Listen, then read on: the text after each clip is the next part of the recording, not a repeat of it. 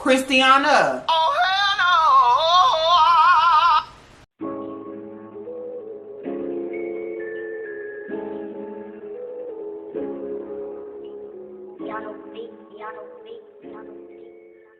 no. What's up, y'all? It's your girl P Hope, and this is another episode of Love After Lockup, Life After Lockup. This is season 3, episode 32, and I am ready to get into it. But before I jump into this video, I want to let y'all know that your girl's birthday is coming up this week. My birthday is March the 3rd, and I will be turning fabulous 40. So if you can do your girl a favor, and you know, I don't have a P.O. box for y'all to send me anything. Y'all know I do have my social media, so I'll leave my social media handles in the description box below.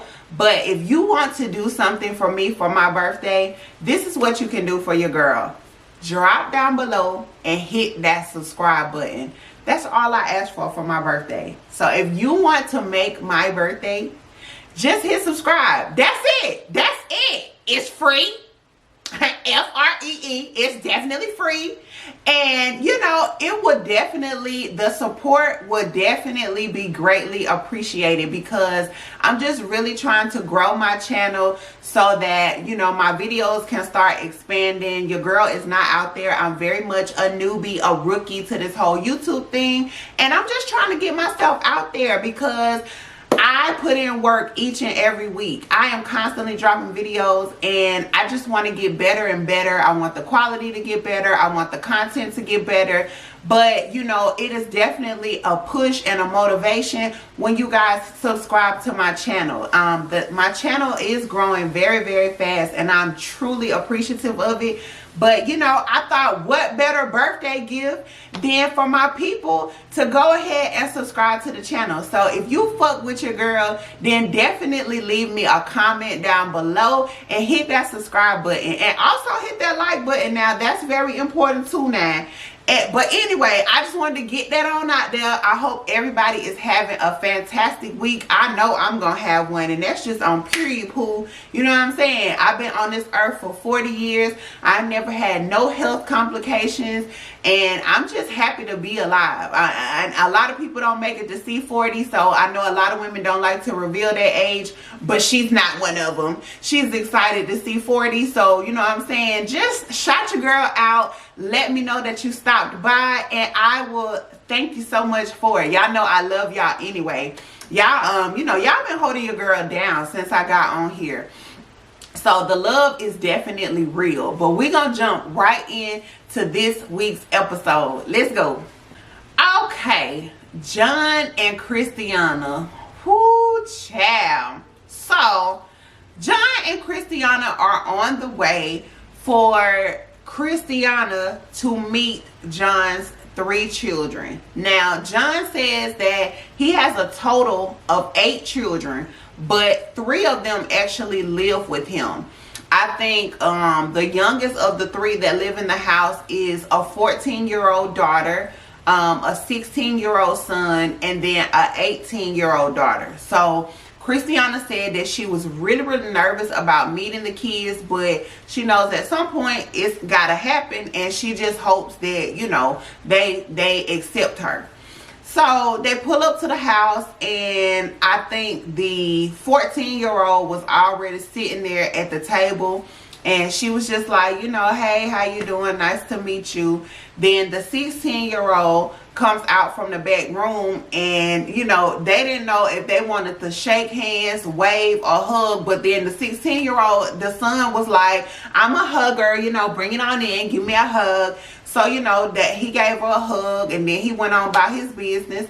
And then a few minutes later, the 18-year-old daughter comes in, and you know, she's like, sorry I'm late, but you know, I'm here. And I forget what her name was, but she was like, you know, it's nice to meet you. She definitely greeted Christiana with a warm welcome. All the kids did. You know, they were very respectful children. But then as they're sitting there having a conversation, all you heard was somebody saying, is that my daughter? And then Christiana mama come out from around the corner. And look, if mama ain't never been ready to film, she was ready today. She was ready today.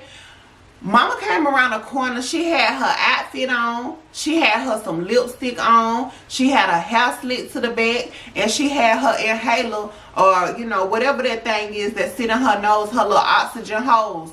Her oxygen hose was sitting up in there tight and right. She was ready for this scene. She was ready to see Christiana. So as soon as, you know, they unite with each other, they're hugging and crying, and they're just like, yes, I'm so glad you're home for good.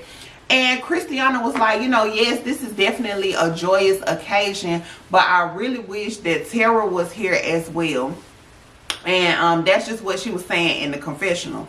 So then it goes to a scene where they go over to the dinner table and they all sit down and have dinner together. And Christiana started crying all over again because she was just like, you know, if I had made better decisions in life when I was younger, I could have been living like this. This could be me. And then she lets us know that I think when she was 19, she actually had a baby. Christiana has a son. And so I think she said 10 years ago. 10 or 20 years ago. I don't remember what she said, but anyway, I know either way, the child is grown today. He's in his 20s. So yeah, she said that because of the path that she chose with the drugs and the alcohol and the going in and out of jail, that she lost custody of her son, and she regrets every day of that. And so just being at the table with John's kids has made her really, really overwhelmed with emotion, because it's making her think on her decisions that she's made through life. And so when she got done eating her dinner, she said that she just wanted to go to bed. And so she went downstairs, she got in the bed, and she called it a damn night because she was just tired of crying at that point. So then it gives the oldest daughter, the 18-year-old, they gave her a little small confessional, and she was like, look, the thing about the thing is, Christiana and my dad have only had about 3 or 4 good hours with each other of, you know, her being out in the free world. So my dad, you know, in actuality, he really doesn't know her like that. So in the process of her getting to know my dad and my dad getting to know her, like at the end of the day, I give this, he was like, she said out of nowhere, you know, he just let us know that they were married. So we're just kind of all sitting here looking like, you know, all right. But at the end of the day, I give this relationship about a year. I'm going to give it a year, and then my dad is going to be over it.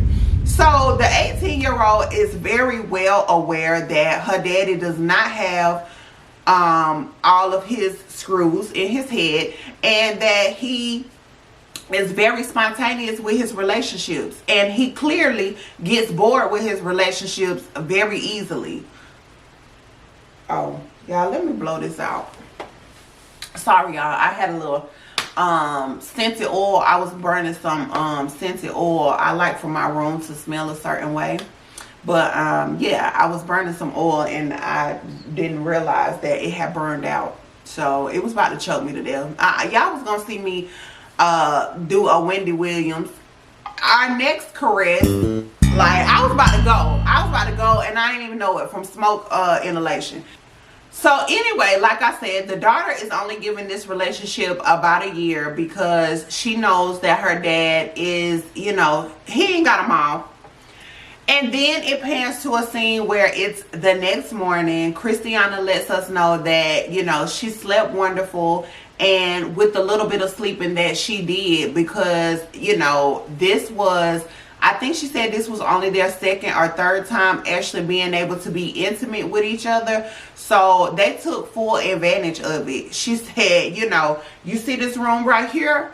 Oh, we took full advantage of this room. It's not a spot that you can look at in this room that did not get christened, okay? We did what we had to do. So and John let us know that, you know, that was definitely accurate and they had a wonderful time and that the poom poom was great. You know what I'm saying? She definitely know how to throw it back. Wow. And we already know that she enjoys having peen in her mouth. So I'm pretty sure they did lots of that as well. So yeah, they had a beautiful night. They had a beautiful night. And now Christiana is ready to get up and go for a walk with her mom. And I was like, yes, this is wonderful. Get mama out the house. Get her blood circulating. Get her heart pumping. You know, I love it. So that was also their way of getting some privacy and being able to just really talk about things that they don't want to discuss in front of John's children and John. So as they're walking, they walk over to this little local, I guess it's like a little deli or whatever, and they have lunch. So while they're sitting there at the table eating, mama decided that it was time for her to spill the beans. She's been waiting long enough. So she said, look, I don't know what's up with John, but I have a funny feeling about him. And Christiana was like, what you mean you have a funny feeling about him? Like, what's up with him? And she was like, I don't know, because since you've been locked up, he's purchased 4 cars. Now he has a boat. Everything that Tara needs, everything and anything, he get right up and go purchase it for her. Then he's taking care of his kids. And, you know, he's already had a track record of doing fraudulent activity. So it's just bothering me where he's getting all this money from. And Christiana was like, well, mama, you know he been working overtime. And she like, yeah, but you know, it ain't that much overtime in the damn world. So I'm just trying to make sure that, you know, he's still on the up and up, because I don't want to be in a situation where I'm laying in the bed and the feds watching. That's where mama was coming from. And then she said, and on top of all that, you know I probably should have told you this earlier, but I don't really know what's going on between him and your sister. Like, I would try to listen through the vents sometime, and it was sounding pretty fishy down there. It was definitely some suspect stuff going on with Tara hanging out down there in the room with him as long as she did.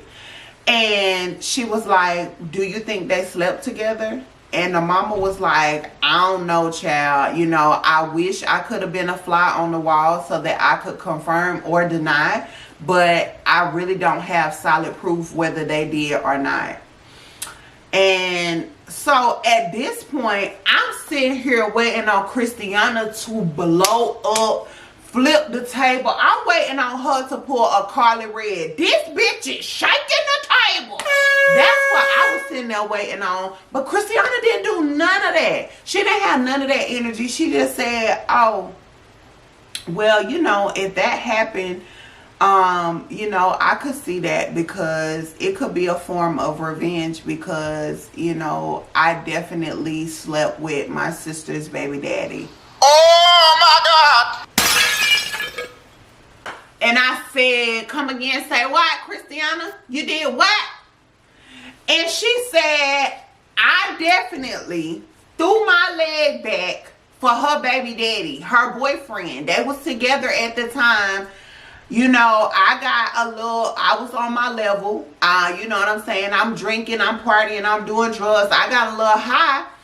And hey, you know, the peen was there, so I took it. Christiana, I get it. And I mean, I understand that things happen, but I still need you to understand that what your sister did was not okay, girl. It's not okay. So, but Christiana did say that she is going to have a conversation with Tara, and, you know, it could result in her beating her ass. So, we'll just have to see. Christiana, I'm so disappointed. I understand that, you know, a lot of times you don't have control over yourself when you're dealing with certain substances. So I get it. I understand that that's probably not something that you would have done if you were sober.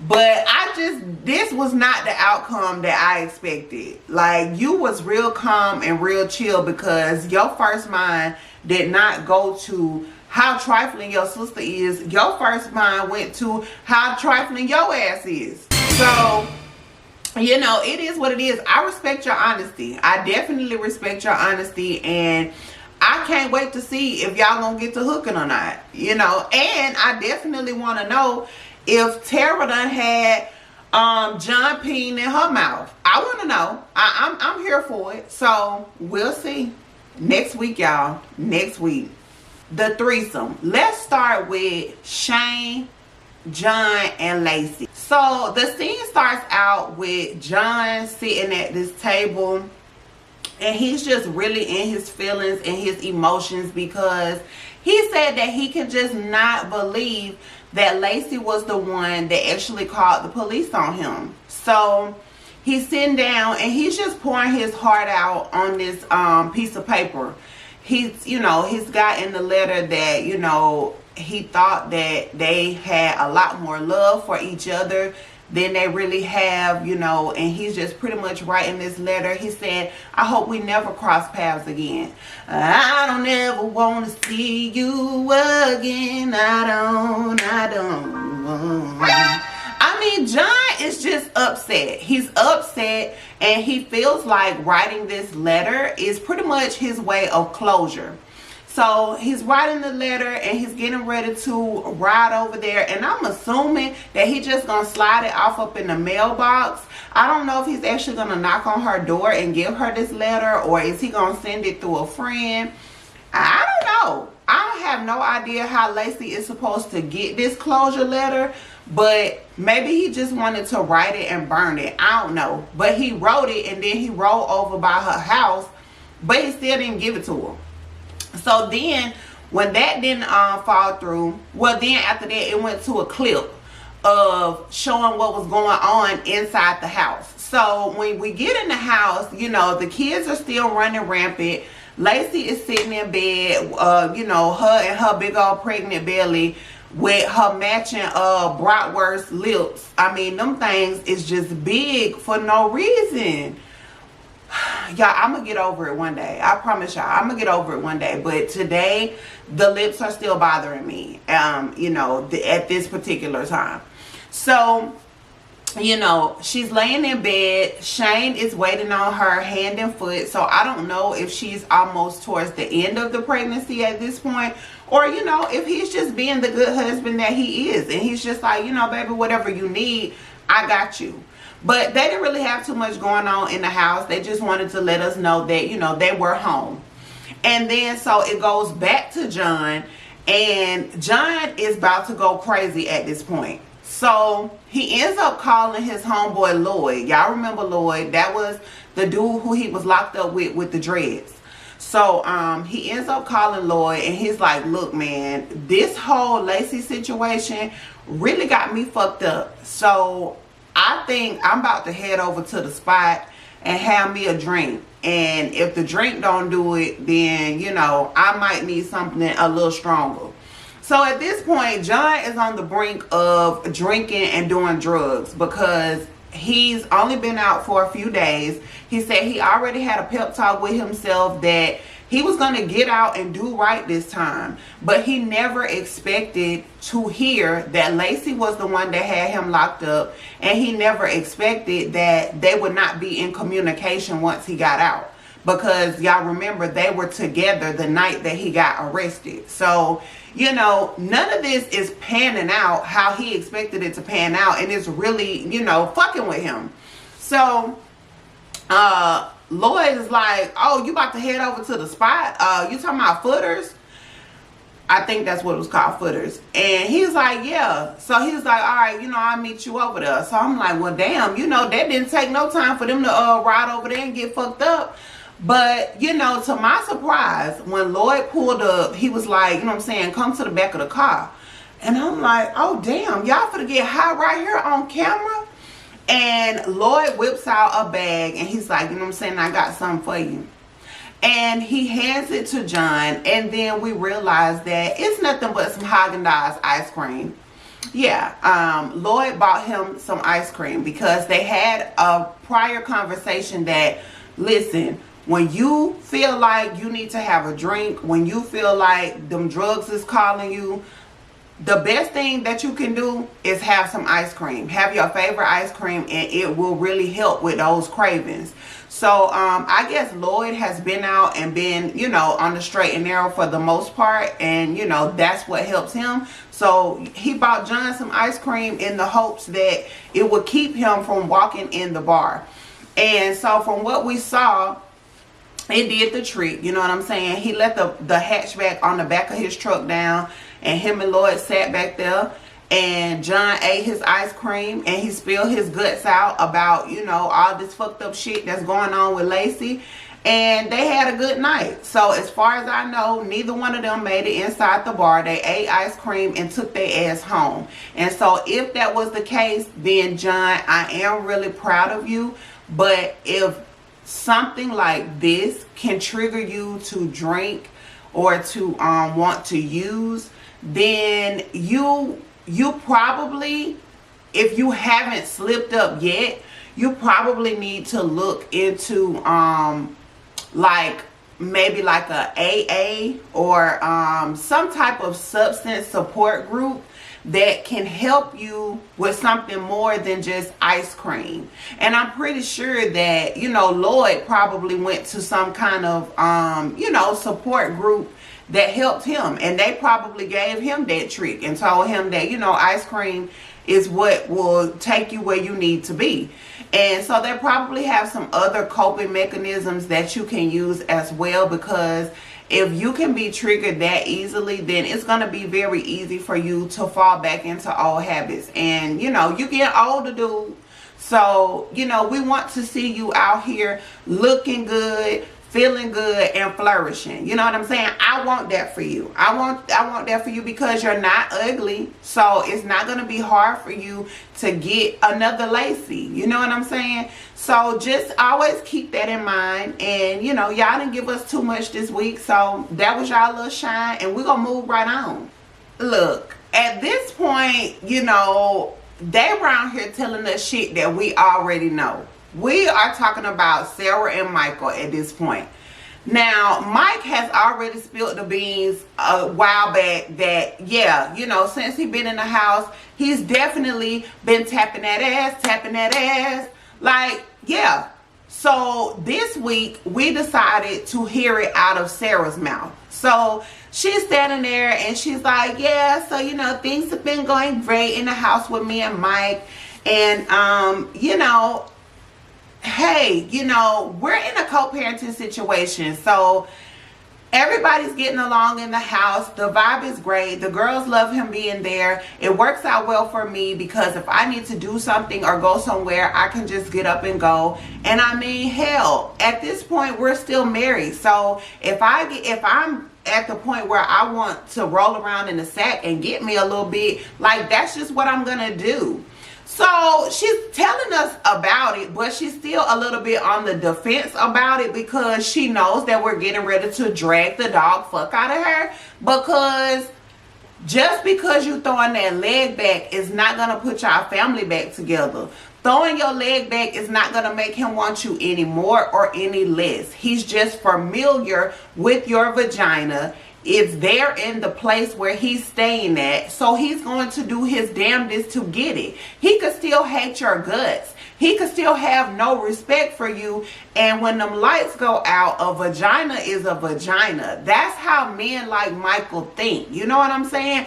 They don't care nothing about, you know, it's no emotion attached there. But the difference is, it is emotion attached there for you. So that's the difference. But anyway, I'm going to get back on that in just a second. So, and fast forward to, you know, they're chilling off up in the house. And then Mike comes out into the living room and he's like, yeah, so you know what I'm saying, I got to make a little run back home and check on the fam or whatever, but I'm going to be back. So Sarah was like, Okay, you was just chilling yesterday, and then all of a sudden today you need to pack up and go take care of your family. Like, it's not exactly sounding right, but if that's what you saying you about to go do, I'm gonna take you at your word. But let me just ask you this, like, are you sure that that's what you're going to do? Because, you know, we've had a problem with communication in the past. No, it ain't even nothing like that, yo. I'm coming back. I'm coming right back. Like, I need to check on my mom, and I'm gonna be back. Like, you know, I'm trying to, well, you know, I feel like you should let the girls know, because, you know, last time you just up and left, you didn't even say nothing. So I feel like you need to talk to the girls and let the girls know that, because, you know, they're really gonna miss you. You know, you're Rain's favorite person. So he rounds up the children. He got little baby Rain and Aviana, and he lets Aviana come in the room so that he can tell her face to face that he is getting ready to leave. She doesn't want him to go, but it's kind of like, at this point, it's like, dude, I'm used to this happening, so go on, daddy, do what you gotta do, and if you come back, that'll be great. But, you know, if you don't, it won't be the first time. It's pretty much how Aviana was taking it.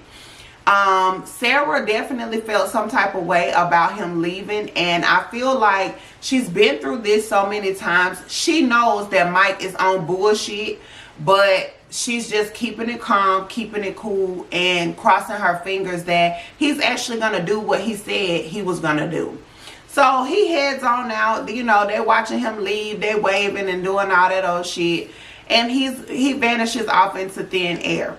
Then we have a scene where Emmy comes back over to the house, because, you know, she can come over now because Mike done took his crusty ass on somewhere. So Emmy comes over, and the girls are not home, so they decide to have, you know, chips and margaritas or whatever they was drinking. They decided to have an adult beverage and some appetizers. So they're standing off up in the kitchen with their drinks and their food. And you already know, Emmy likes to get right into it. So Emmy's like, so what is this dynamic that y'all have going on here? Because I'm still slightly lost on what the fuck it is that y'all are doing here. And Sarah went pretty much back into the same thing about, you know what I'm saying? Yeah, Mike is here. He's helping with the kids. And, you know, we're just making this co-parenting thing work. And she said, yeah, but are you sleeping with him? And she said, well, you know, I'm grown, so he's in the house, and so if I get to the point where I feel like I want to get me a little bit, I'ma just get me a little bit. So of course that done irritated, that done made Emmy coochie itch, because she already don't like Mike for one, and then I slick think she wants Sarah for two. So of course that irritated her, but she didn't let it rattle her spirit too much. She just kind of like, you know, swept on past that, like, okay girl, whatever, you being real dumb right now, but I'm gonna let you have it. So then Emmy wants to know, well, okay, well, where the hell is Mike at now? And so she was like, well girl, he left. He been gone for a few days at this point, and you know, he said he was gonna come back, but I can't even get him to answer the phone. And y'all, this shit is stressing Sarah out to the point where I don't know if nobody else saw it, but I definitely caught the fact that Sarah's hair is falling out. She's got short pieces in the front. She's definitely got several short pieces in the back. So I know that a lot of that is from over bleaching her hair, but I am going to definitely attribute some of that to being stressed out behind her baby daddy, because she thought she was back in this fairy tale situation, and baby girl, you're not. You know, your baby daddy's still on bullshit. You knew that when he pulled out of your yard, but you know, you went for it anyway. And so, you know, when she's sitting there with this wispy thin ass hair talking about he ain't answering the phone, so Emmy's like, okay, well, you know, we pretty much worried about him not answering the phone. What's going on with Malcolm? Like, where does he sit with all this? And so Sarah was like, yeah, well, you know, I haven't talked to Malcolm since he left me sitting there in the restaurant. Like, we haven't had no communication. And so Emmy was like, well, that's fucked up. Like, you don't think you owe him an explanation? You don't think that he deserves, you know, at least another phone call or a meetup to put a period on things? And she was like, girl, I don't know. So Emmy was like, look, I'm standing here. I used to like Malcolm, so I feel like you owe him that much and you need to call him. She was like, you gonna do it? And then Sarah was like, well, shit, look, while I done had a couple drinks in my system, if I don't do it now, I'm not gonna do it. So she did what she had to do. She picked up the phone, she called Malcolm, and that man might have said, who this? Bruh. Must have hollered. Y'all could have bought me for a wooden nickel because that nigga hit her with the who this. And you know that either came from a place of petty or a place of, bitch, when I left the restaurant, I deleted your pictures, I deleted your number. I didn't want nothing else to do with you because obviously you can't get away from your baby daddy. So y'all had it.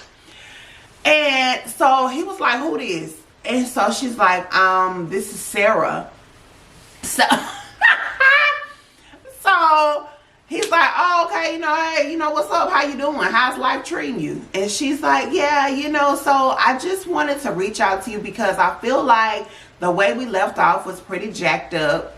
And he was like, yeah, I agree with that. And she's like, well, I was hoping that, you know, maybe we could link up somewhere to have a conversation or, you know, just do something to kind of see, you know, where we are. And he was like, you know, I think that would be great. I would definitely be down for that. I'm very surprised that Malcolm was actually into the idea of meeting Sarah. So, I mean, he must actually have had real feelings for Sarah and it wasn't for TV or nothing like that. Like, because like me personally, when I found out what was going on at that restaurant and how she handled that situation, when she said, who is this, and Sarah, and asking me, do I want to meet back up, I would have just let her know, like, you know what I'm saying, I'm straight on you. You know what I'm saying? Like, it's cool. I'm just glad that I found out when I found out, but I'm good on you. But, you know, if he actually had some real interest in Sarah and it was some feelings starting to develop there, then, I mean, it makes sense that he would want to meet up with her and do one of two things. He either wants to meet up with her to put a period on things and get the closure that he needs to move on, or he wants to see, can they actually slide Michael in the spot that he should be in as the father of her children and remove his pain from the situation so that they can actually start to build a real relationship. So I'm curious to see, I ain't studying Sarah and whatever she got going on, but I'm curious to see where Malcolm's head is in all this and see what he's gonna say. So hopefully we'll get that next week with them doing a meetup and to see where that goes. So anyway, they hang up the phone and Emmy's like, see, you know, you ain't know that he was going to be down for it. She was like, yeah, you know, that went a lot better than I thought or whatever. And then Emmy had one more question. Emmy said, let me ask you this. So out of Michael and Malcolm, which one is better in bed? And she looked at Emmy and she was like, I would definitely have to say Mike is better. She was like, you know, he walks around the house talking about he got devil's dick. And Emmy was like, what? He said he got what? And I'm like, well, girl, Emmy, we don't expect you to know what devil's dick is because, honey, you probably be around there getting devil's cooch. What? Like, I'm definitely not coming for you because I don't know you like that. I don't even follow you on social media, so I don't know if you have a girlfriend, boyfriend, trans, cat, or dog. I don't know, but you just give me, you know what I'm saying? You give me LGBT vibes. So if I'm wrong and if I'm categorizing you, I do apologize. But I just don't see you knowing nothing about Devil's Dick, because it looked like you play on the same side of the fence, is all I'm saying. So I don't expect you to know. But Sarah had to go in the Urban Dictionary and she Googled it. And it said that Devil's Dick is, you know, someone that has an enchanting penis, and, you know, a penis that has the ability to just reel women in. And so once she heard the definition of it, she was like, wow, Mike really might have Devil's Dick for real, because he is able to get a lot of women, and he definitely got my best friend over here looking stupid. Like, you know, he might have a point there. He may just have a point there. And Emmy, I'm gonna let you have that, because I can see that from your standpoint, and I can also see that from Sarah's standpoint. But for me personally, Mike, y'all know I have talked about this in previous reviews. I'm not giving Mike that title of having Devil's Dick, because you have to go off of the caliber of women that Mike deals with. You know what I'm saying? What's an old girl? I don't forgot her name. We ain't seen her in so long. The black girl who he was dealing with when he first got out, and she's supposed to be singing now. She was a virgin, so she don't count. Sarah is, I'ma just say, the caliber of women that Mike deals with, I'm not seeing that they are qualified to say what is Devil's Dick and what's not Devil's Dick. I'm not going for it. Like, I feel like Mike knows what kind of women to target, and he knows what kind of women that he can put the wham bam thank you ma'am on, and they're gonna feel like they have had the best peen in the world. You know what I'm saying? Everybody got Devil's Dick until you run into some Devil's Dick. You know what I'm talking about?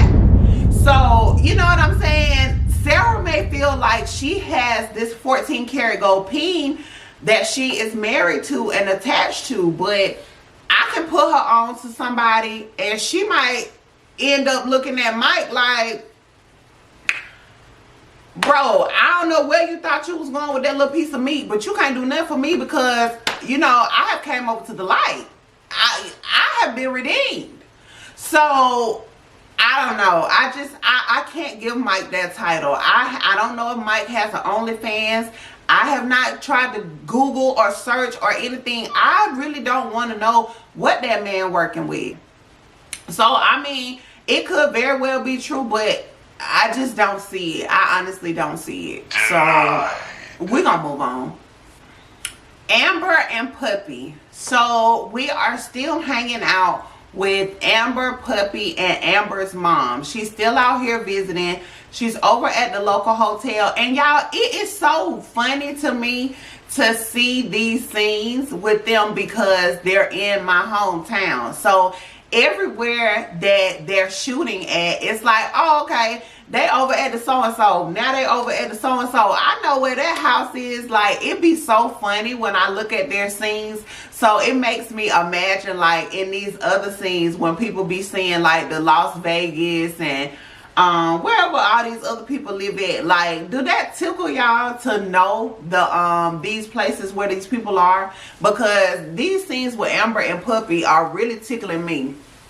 But anyway, like I said, Mama is still over at the hotel. She is packing up to head back home. It's time for her to go home, and she definitely wants to see Puppy before she leaves, but Puppy is nowhere to be found. You know, Amber's calling her. She's not answering the phone.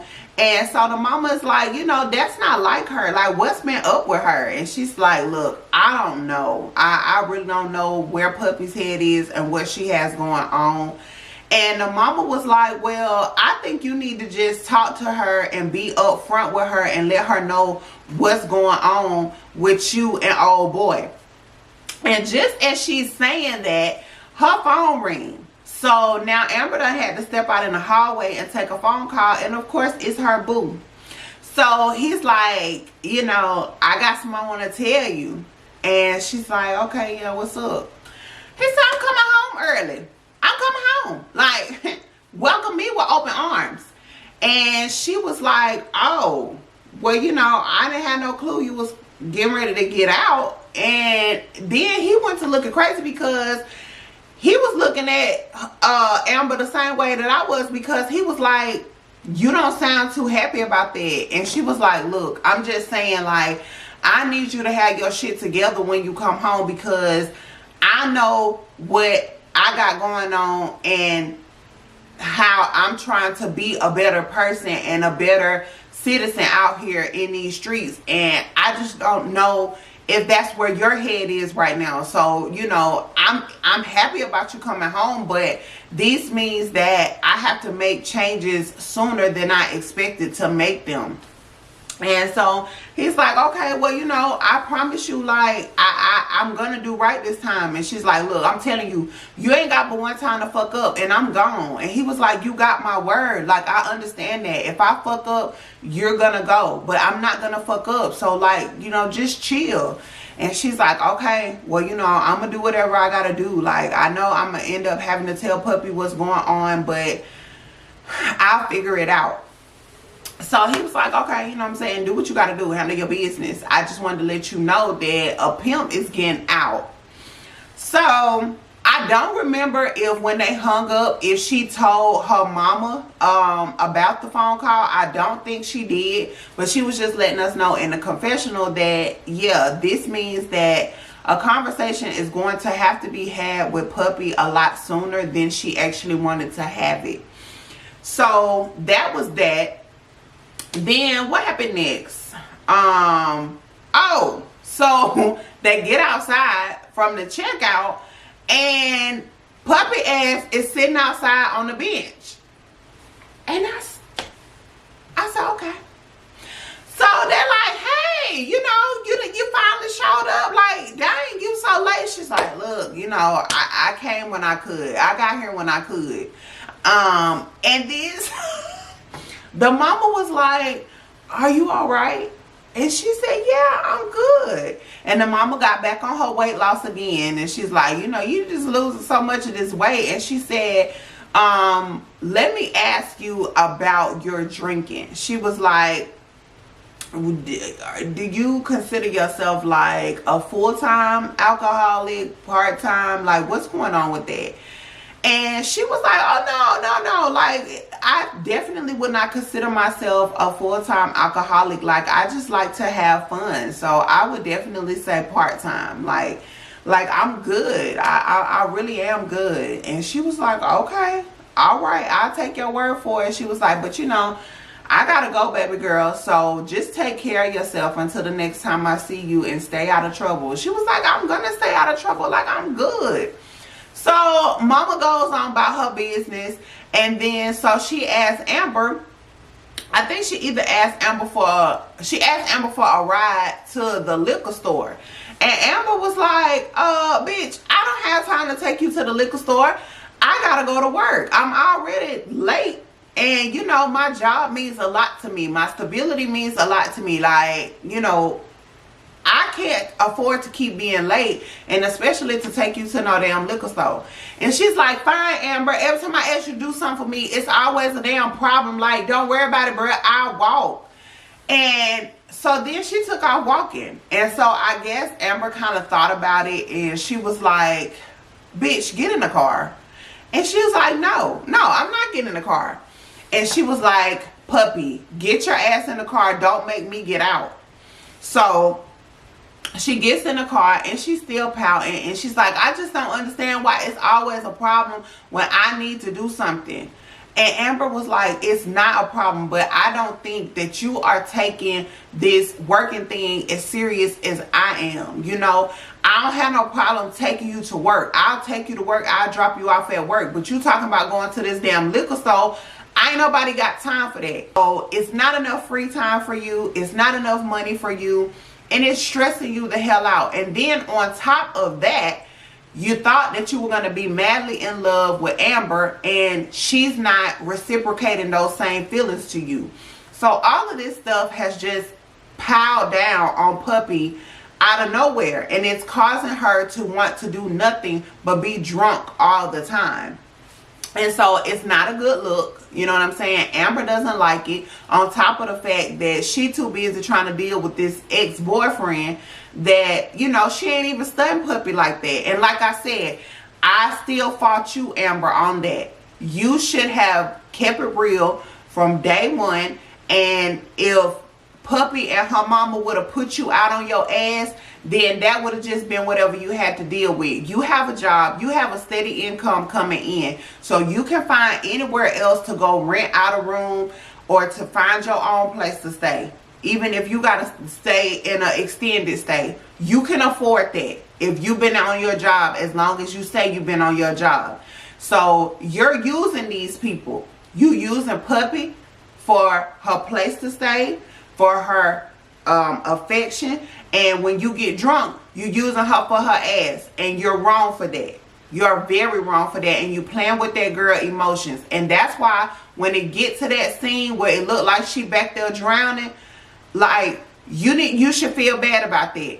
I don't know what happened in that scene yet because we haven't seen it yet, but I got a strong feeling that your ass have something to do with it.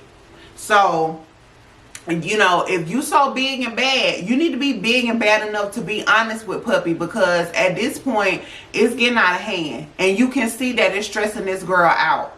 But you so busy being selfish and being worrying about the repercussions of telling the truth that you would rather just keep holding it in and being a piece of shit. And that shit gonna backfire on you. Watch what I tell you. Last but certainly not least, Chevelle and motherfucking Quaylon. Okay? Whoo, child. We start the scene with them at Chevelle's house. And it's Chevelle and Quaylon, and they're sitting on the bed, and, you know, there's still two lovebirds sitting in a tree. And then, of course, it takes Chevelle to break up, you know, the monotony of a wonderful situation. So, as they're sitting there on the bed, Chevelle was like, so, you know, I know that, you know, we finally took the step. You got me my ring. I can't stop staring at it. So, I just feel like we need to go ahead and make those steps to get married. And he's like, you know, yeah, you know, it's nothing wrong with that. I done put the ring on your finger, so, you know, go ahead and start planning. You know how y'all women is. I'm pretty sure by now you already know the dress you want, the cake you want, the colors you want, you know. Shoot, it wouldn't surprise me. She said, yeah, you know, so I was thinking that we need to do this within the next 30 days. Huh? And he was like, what's the hurry, boo? And she was like, it's not no hurry, but I'm just saying, if you want to put the ring on it, and this is something that we've been talking about the whole time you was locked up, what are we waiting on? What are we waiting on to get our life started? This is what I don't understand about you, Chevelle. Why do you feel like when you get that piece of paper in your hand and you switch your last name over to his, that starts life? What in that whole marriage process makes you think that starts life? This is when life begins. When I can call myself Mrs. Quavo, this is when life begins. Please make me understand that. I don't understand what your hurry is and why you would not just play house. Obviously, you've played house before because this is going to be your first marriage and you already have a 5-year-old daughter. So, I mean, Maila got here from you playing house. So, if you're going to be this serious about Quaylon and he's already put a ring on your finger, why wouldn't you just play house with him to see how things are going to go? Why would you want to get married in 30 days? You're rushing yourself, you're rushing him, and you're rushing the process in general to the point where you're not going to have the opportunity to enjoy any of it. You're not going to enjoy any of it because you're going to be too busy rushing, trying to make sure that X, Y, and Z gets done when it's supposed to get done. And by the time that day 30 comes and you're ready to walk down the aisle, you're so tired and irritated and aggravated that you probably won't even, it's going to be really hard for you to crack a smile. it's going to be really hard for you to crack a smile because you're going to be so stressed out behind it. People take over a year sometimes to plan a wedding. And to be honest with you, depending on what all you want, sometimes it takes that much. It takes that much time. It takes that much effort. And it takes that much money. Just depending on what kind of wedding you want. Now, even for me, if you're taking the route of going and having a courthouse marriage, if you're going to get married at the courthouse, yeah, that's an easy and a simple process, but it's still not something that needs to be rushed to the point where it needs to be done in the next 30 days. You're treating Quaylon as if he's some type of illegal immigrant that needs you to go ahead and marry him so that he won't be deported. Like that's the vibes you're giving me right now. But that's neither here nor there. Let's get into the rest of the meat and the potatoes of this whole situation. She was like, yeah, I feel like we need to be married in the next 30 days. So with that being said, when the hell you gonna tell your mama? And he was like, babe, I'm gonna get around to that. I'm gonna let my mama know. And she's like, well, it's no better time than the present. You ain't doing nothing right now, so why don't you pick up the phone and call her? Lord have mercy.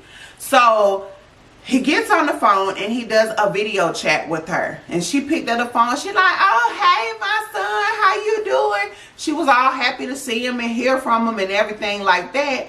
And he knew that this was not going to go the way he planned it on going. So he snuck it in there as smoothly as he could. And he was like, yeah, so, you know, I'm out here in, I think, where they from? Is it Michigan? He's like, yeah, I'm out here in Michigan. And I'm hanging out with Chevelle. And she was like, Chevelle? And he's like, yeah, so, you know, I just want to let you know that we got engaged. And she was looking like, huh, I'll come again, what you say?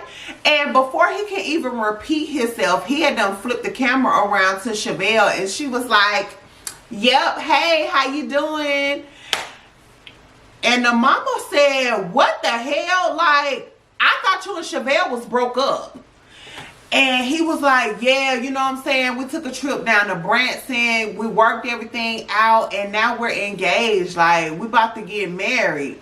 And I believe that was at the point where she found out that they were going to be married in the next 30 days. And she was going off.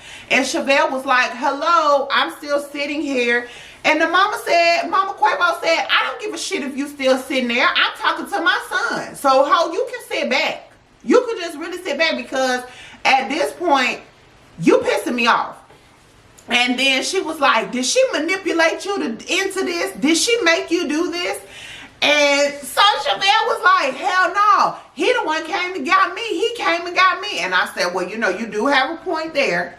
You do have a point there. He did go seeking her. Because nobody at this point has given you their blessing. And instead of you taking the adult route and looking deeper into that, all you can see is 2.5 years that you invested in Quaylon. That's all you can see. And you feel like if you throw these 2.5 years away, then you are making the biggest mistake of your life. But everybody around you, your friends, your family, hell, D-Mark damn near went to jail behind your ass because we don't know if he trying to holler at you and he trying to marry you, or if he just trying to stop you from making the biggest mistake of your life. But anyway, let me dig on down some more into the story. So she done arguing with Mama Quavo because Quaylon was like, look, you know, this ain't going well. I don't want this to go any more further left. So Mama, I'm going to talk to you later. They hung up the phone and he's like, well, shit, you see, that didn't go well. So, you know, while you breathing down my damn back, when the hell you gonna call your mama or let your mama know? And she's like, well, shit, I'll let my mama know it ain't nothing. So her mama actually ends up coming over to the house so that Chevelle can tell her face to face. So Mama Chevelle pulls up with her 14 karat gold lipstick, so y'all know she ain't come to play. Okay, don't play with her. She is definitely not one of them. So Chevelle was like, yeah, Mama, I just wanted to let you know that Quaylon is definitely back in the picture, and the mama was like, okay, we're getting married. Mama was like, what? Like, what the hell you talking about? You getting married? Like, you left single and you coming back talking about you about to get married? Like, that doesn't even make sense. And she's like, yeah, you know, he met me up there in Branson and we worked all our issues out. She said, baby, you ain't even been gone but 2 or 3 days. So how the hell did y'all work out all these issues in a matter of a couple of days? Well, yeah, that's all it took. And he proposed to me and we're getting married. And her mama said, well, I'm not giving you my blessing. And she said, well, I mean, either way, we're still going to do it. And this is what I'm saying. If you have so many people that are not in your corner, you need to put your adult panties on. Because at this point, you run around with them damn Care Bear panties on, just floating around and being able to say, I got a man. I got a man that I think I'm gonna love forever. No, because you need to take another song off of an Eve album when she said, love is blind. Love is blind and it will take over your mind. What you think is love is truly not. You need to elevate and find. Take that song from Eve and meditate on that, because what you got going on right now is very, very childish. If one of my friends said, oh, I don't like him, I don't want y'all together, you know, that's his or her opinion. But if I'm telling all my friends about it, all my family about it, everybody at work about it, and everybody is against it, that would definitely make me evaluate the situation and say, well, dang, let me actually physically write down the pros and cons of our relationship, and let me figure out why everybody is so against this. And I can promise you, baby girl, if you physically wrote down the pros and cons of y'all's relationship, you definitely have a hell of a lot more cons than pros. And you would understand, you would be on the outside looking in like we are, and you would see everything that we see. We're not saying that Quaylon is a bad guy, because he's probably not. You know, he's been incarcerated for a mighty long time. So he hasn't had time to get out there and do stuff. So him talking to Chi-Town and any other girl who he was talking to, that is expected. That is expected. That doesn't mean that he's a thot. It doesn't mean he's a hoe. It doesn't even mean that he's a cheater. It just means that he needs to get out here and trying to figure out what is it that he really wants out of life right now. What does he want out of this relationship right now? And then y'all can either move forward or backwards, or just bring this shit to a halt altogether. That's all that means. But you're not giving him the time to do none of that. And I feel like in several different conversations, that's what he's tried to tell you, but you're not going for it. You're not listening. You do a lot of talking, but you don't do a lot of listening, Chevelle. And that is something that, even if this situation with Quaylon doesn't work out once again, like, you're going to find that if you don't have the ability to listen, and if you can't read in between the lines of certain conversations, you're going to have a hard time in any relationship that you get in. And that's just point blank, period. You're always going to struggle with relationships if you can't read between the lines. Most times, a man is not going to come out and be upfront and blunt and just, you know, very honest and say, well, look, I know what I said when I was locked up, but now that I'm out and I'm seeing, you know, a whole sea of women, and I have a variety of things, and my sisters is bringing females around me and putting people in my face, and social media got, you know what I'm saying, my inboxes is flooded, my DMs is flooded. So I just really need to get out here and play for a minute. And, you know, I'm pretty sure 9 times out of 10, I'm coming back to you because you're the one that held me down. But, you know, I just want to play for a minute. A man ain't gonna just come out and say that. But all of these little small conversations that he has had with you, he's been saying that. Please do not forget to hit that like button before you click off this video so that I know you made it all the way to the end. And please do not forget to subscribe to the channel because I do upload a video each and every week and you don't want to miss it. So with that being said, I want you to be happy, be healthy, be safe. It's your girl P Hope and I will catch you in the next video. Bye guys.